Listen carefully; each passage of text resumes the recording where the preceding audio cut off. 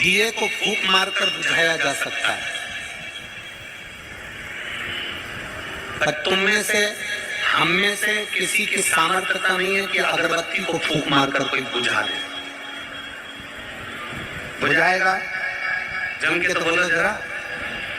दिए को फूंक मारकर बुझाया जा सकता है, पर अगरबत्ती को फूंक मारकर नहीं बुझा सकते। उसका एक कारण है, क्योंकि अगरबत्ती महकती है, और जो दुनिया में महकता है उसको बुझाया नहीं जा सकता।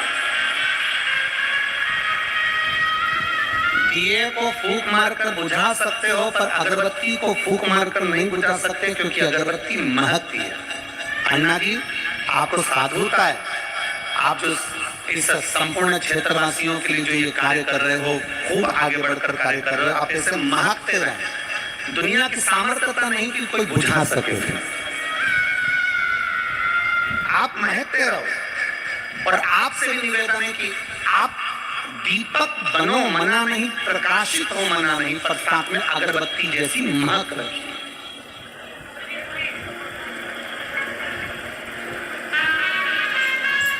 अगरबत्ती को बुझाना साधारण नहीं है।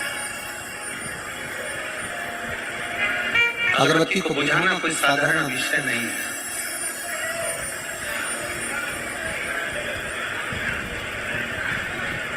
दीपक को तो कोई भी फूंक मार देगा, दिया तो कोई भी फूंक देगा, दीपक को तो कोई भी फूंक मारेगा और बुझ जाएगा, पर अगरबत्ती, अगरबत्ती महकती है, दुनिया को सुगंध देती है। आप अपने लिए और दुनिया के लिए दोनों में अंतर है कि अपने लिए बाद में जियो, पहले प्रयास करो कि हमारे नजदीक में अगर कोई भूखा है, प्यासा है, हमारे घर के पास में कोई तकलीफ में है, तो उसके लिए भी थोड़ा जीने का प्रयास करो। और वो सुखी है ना, तो आप सुखी हो। हमारा सनातन धर्म कहता है घर में बनने वाली एक रोटी हम गौ माता को देते हैं। हमारा सनातन धर्म कहता है हमारे घर में बनने वाली एक रोटी हम कुत्ते को देते हैं। हमारा सनातन धर्म कहता है हम एक रोटी हम किसी न किसी रूप में उसको टुकड़े टुकड़े कर कर पक्षी को देते हैं। हमारा सनातन धर्म कहता है हम रोटी का टुकड़ा टुकड़ा कर कर चींटियों को देते हैं। क्यों देते हैं? किस लिए देते हैं?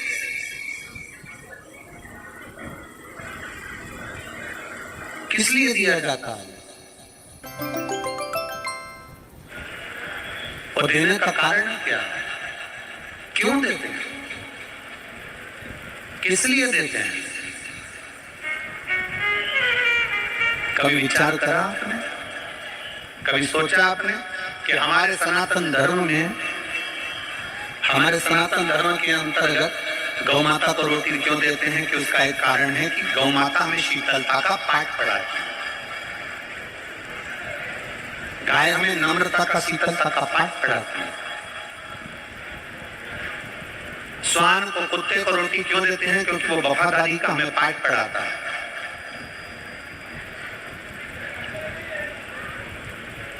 हमें तो ये बात समझ में नहीं आती आज तक भी कि किसी ने कहा कि संगत का रंग जल्दी आता है।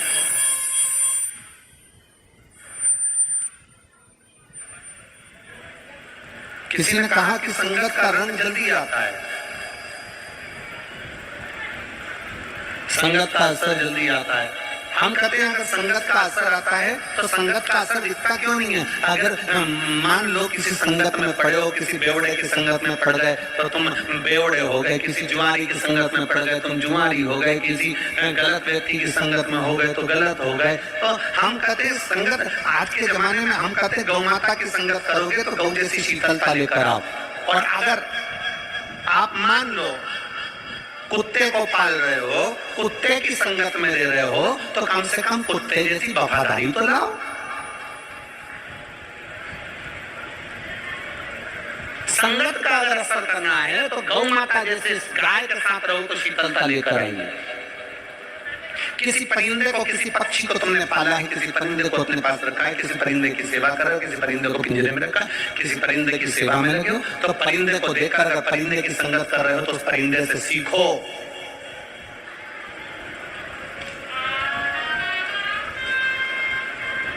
कि वो उड़ान भरता है, उड़ता है, उड़ता है, उड़ान बढ़ता है और आखिरी में उड़ने के बाद वापस घूमकर यहाँ आकर बैठता है। परिंदा हमें बता रहा है कि शीतलता पाने के लिए, मन की शीतलता के लिए तुम उड़ो, मना नहीं, बहुत ऊंचे उड़ो, पर उड़ने के साथ में थोड़ा अपने लिए भी जियो, अपने लिए आनंद के साथ जियो, थोड़ी शीतलता अपने भीतर।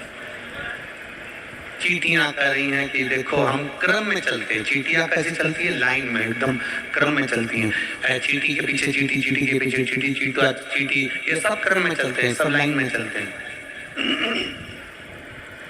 सब क्रम में जा रहे हैं, सब लाइन में जा रहे हैं। चींटियां हमें सीख देती है कि परिवार में, नातों में, रिश्तों में, कुटुंब में, कबीले में हमेशा सबको साथ लेकर चलिए। चींटी अकेली नहीं चलती, अकेली चलती है तो भटक जाती है। चींटी अपने क्रम में चलती है, लाइन से चलती है, सबको साथ लेकर चलती है।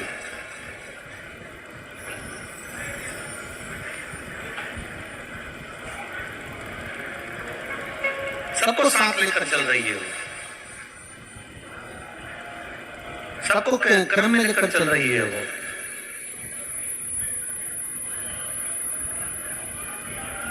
परिवार, नाते, रिश्ते, कुटुंब, कबीला, इन सबको क्रम में लेकर चलना पड़ता है। और शंभो शरणे मांगू घड़ी रे दुख का दया करीन दर्शन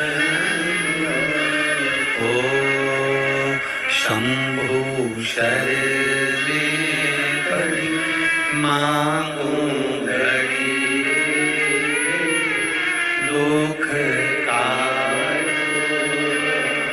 दया करीन दर्शन।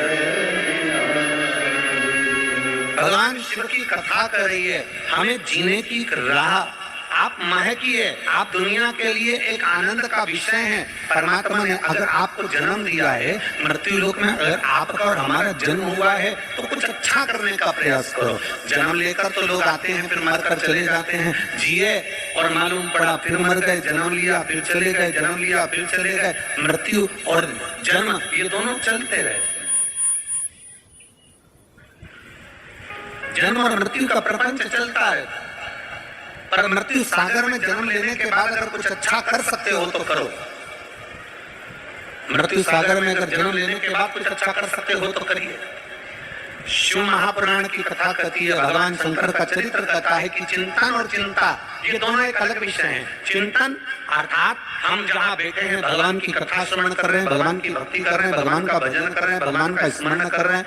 जैसे कल आपको कथा में कहा था कि चंद्र नाड़ी को मजबूत बनाना है, चंद्र नाड़ी को सक्रिय करना है। चंद्र नाड़ी सक्रिय करने का कारण क्या था, उसका केवल आप लोगों ने कल कथा में सुना और आप लोगों ने विचार करा कि चंद्र नाड़ी सक्रिय करने का कारण क्या है? हमारी भीतर आ रही नेगेटिव ऊर्जा। सूर्य नाड़ी, चंद्र नाड़ी, हमारे भीतर जो नेगेटिविटी आ रही है, कहीं मेरे बेटे के साथ कुछ ना हो जाए, मेरे पत्नी के साथ कुछ ना हो जाए, मेरे बच्चे के साथ कुछ ना हो जाए, मेरे पति को कुछ ना हो जाए, मेरे पाँव में चोट लग गई, कोई बड़ी बीमारी ना आ जाए, मुझे 4 दिन से खांसी चल रही, कहीं बड़ी बीमारी ना आ जाए, मेरे सिर में दर्द है, कोई बड़ी बीमारी ना हो जाए। मतलब अपने लिए भी गलत सोच रहे हो और दूसरे के लिए भी गलत सोच रहे हो। ये नेगेटिविटी आपके भीतर। और आज के जमाने में यहाँ जितने बैठे हैं ना, इसमें से कम कुछ नहीं कहूँ तो 50% लोग ऐसे हैं जिनके अंदर अपने ही प्रति नेगेटिविटी आ जाती है। जितने कथा श्रवण कर रहे हैं आस्था चैनल पर, फेसबुक, यूट्यूब पर, उनके भी मन में कहीं ना कहीं अपने प्रति भी नेगेटिविटी आ जाती है कि मेरे पाँव में बहुत दिन से घुटने में दर्द है, ऐसा लग रहा है मेरा घुटना बदलना पड़ेगा। पाँव में, हाथ में दर्द है, ऐसा लग रहा है कहीं बड़ी बीमारी ना हो जाए, कहीं मेरी पीठ में दर्द है, कहीं कुछ बात कमर में दर्द आ गया, कहीं मेरा गुड़िया ना खसक गया हो, कहीं मुझे बड़ी बीमारी ना आ जाए। हर चीज में नेगेटिविटी सोच रहे हैं। अपने घर में पति कहीं गया तो सोच रहे हैं कि उसके साथ गलत ना हो जाए, बच्चे कहीं गए तो सोचा गलत ना हो जाए, पत्नी कहीं गई तो कहीं गलत ना हो जाए, बेटी ना गई तो कहीं गलत ना हो जाए, बेटे गए तो कहीं गलत। मतलब हमारे भीतर हम नेगेटिविटी सोच रहे हैं। उसके लिए हमारे को क्यों? क्योंकि आज के जमाने में लोग अपनी चंद्र नाड़ी को प्रबल नहीं बना पाते, अपनी चंद्र नाड़ी को सक्रिय नहीं कर पाते। इसलिए आपको कल कथा में कहा था कि बेलपत्री के मध्य भाग में चंदन लगाकर भगवान को समर्पित कर अपनी सीधे हाथ की नासिका को सीधे हाथ वाली नासिका को दबाना है, उल्टे हाथ की नासिका से श्वास लेना प्रारंभ करना है। बार बार श्वास लीजिए और सुखासन में बैठ जाओ और कम से कम 2 मिनट, 1.5 मिनट, 5 मिनट, 3 मिनट जितना तुम्हारे से बन सके उतना बैठो। और 1-1.5 मिनट भी अगर आपने सुखासन में बैठकर अपनी चंद्र नाड़ी को प्रबल कर लिया, सक्रिय कर लिया, तो लगभग 8 दिन, 15 दिन, 20 दिन, 5 दिन, 3 दिन के अंदर तुम्हारे भीतर जो नेगेटिविटी आ रही थी वो धीरे धीरे समाप्त हो जाएगी। आप सब अच्छा सोचो।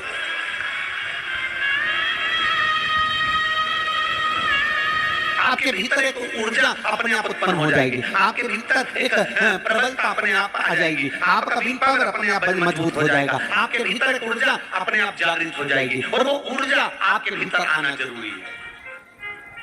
आज सबसे मुख्य है आपके भीतर की ऊर्जा को प्रकट करना। एक बच्चा बैठा है यहाँ पर, 10 साल का है। जिस दिन से जन्म लिया उस दिन से उस बच्चे के शरीर में खून नहीं बनता, ब्लड नहीं बनता उसके शरीर। हर 15 दिन में उसके शरीर में ब्लड डाला जाता है और 15 दिन में ब्लड वापस बेकार हो जाता है, फिर 15 दिन में ब्लड डालना पड़ता है। ऐसा वो बच्चा 10 साल का हो गया और उसका ब्लड का सर्कुलेशन बस हर 15 दिन में ब्लड चढ़ाओ, हर 15 दिन में ब्लड चढ़ाने ले जाओ, हॉस्पिटल लेकर जाओ, ब्लड चढ़ाओ, हॉस्पिटल लेकर जाओ, ब्लड चढ़ाओ। जिस दिन से जन्म लिया उस दिन से 10 साल का हो गया और उसको ब्लड चढ़ते चढ़ते हर 15 दिन में उसको खून चढ़ता है, ब्लड चढ़ता है। उसका पत्र एक आया,